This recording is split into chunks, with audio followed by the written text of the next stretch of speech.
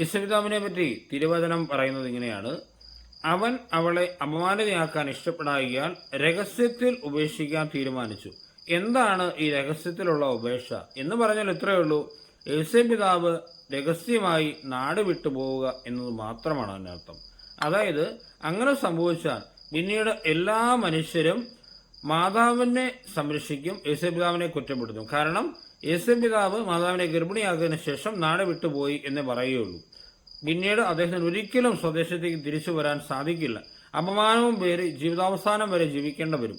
പക്ഷേ യേശുപിതാവ് ധീരമായി അങ്ങനെ ഒരു തീരുമാനമെടുത്തു. കാരണം അദ്ദേഹത്തിന് ഒരു ബോധ്യമുണ്ടായിരുന്നു, തനിക്ക് എന്ത് സംഭവിച്ചാലും, തനിക്ക് എന്ത് അപമാനം നേരിടേണ്ടി വന്നാലും തൻ്റെ കൂടെയുള്ള ഒരാളുടെ കണ്ണ് നിറയാൻ ഇടവരരുത്.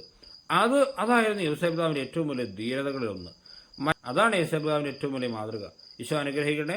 നമ്മുടെ കർത്താവ് ഈശോ മിശിഹായുടെ കൃപയും പിതാവായ ദൈവത്തിൻ്റെ സ്നേഹവും പരിശുദ്ധാത്മാവിന്റെ സഹവാസവും എന്നും എപ്പോഴും നമ്മുടെ കൂടെ ഉണ്ടായിരിക്കട്ടെ, ഇപ്പോഴും എപ്പോഴും എന്നേക്കും. ആമേൻ.